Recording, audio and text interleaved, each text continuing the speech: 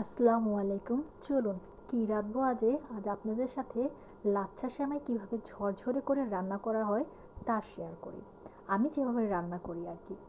তার জন্য আমি প্রথমে কিছু কাঠবাদাম পাতলা পাতলা করে স্লাইস করে নিয়েছি। তারপর আমি চুলায় একটি পাত্র বসিয়ে সেখানে 2 টেবিল চামচের মতো ঘি দিয়ে দিয়েছি। আর দিয়েছি 4-5টা এলাচ ও 2-3টা দারচিনি। তারপর আমি তার মধ্যে লাচ্ছা সেমাইগুলো দিয়ে দিলাম। লাচ্ছা সেমাইগুলো দিয়ে এটাকে আমি মিডিয়াম আঁচে খুব ভালোভাবে নেড়ে চেড়ে নিব। সেমাইটাকে আমি ততক্ষণ নাড়বো যতক্ষণ না এটা হালকা ব্রাউনিশ কালার হচ্ছে। তারপর আমি সেমাইটাতে 1 কাপের মতো নারকেল দিয়ে দিব, কোরানো নারকেল। তারপর এই নারকেল দিয়ে এটাকে আমি আবার খুব ভালোভাবে নেড়ে চেড়ে নেব।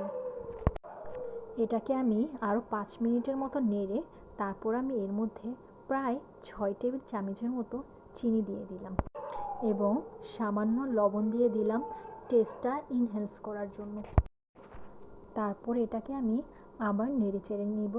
তারপর আমি আরেকটা কড়াইতে সামান্য ঘি দিয়ে এখানে আমি কিশমিশ এবং ওই কাঠবাদামগুলো দিয়ে এটাকে আমি খুব ভালোভাবে ভেজে নিলাম। ভেজে এটাকে আমি আবার সেই সেমাইয়ের উপরে দিয়ে দেব। এই তো।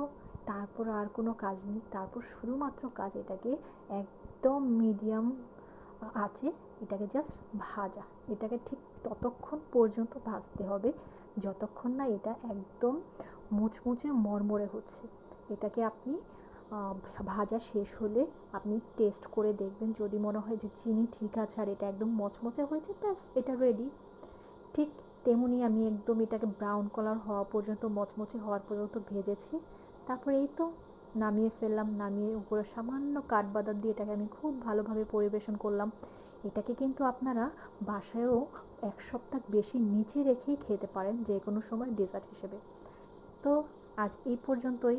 প্রতিনিয়ত আপনাদের পছন্দের রেসিপি পেতে কি রাঁধবো আজের পাশেই থাকবেন এবং সাবস্ক্রাইব করে বেল বাটনটি চাপিয়ে দিবেন। আল্লাহ হাফেজ।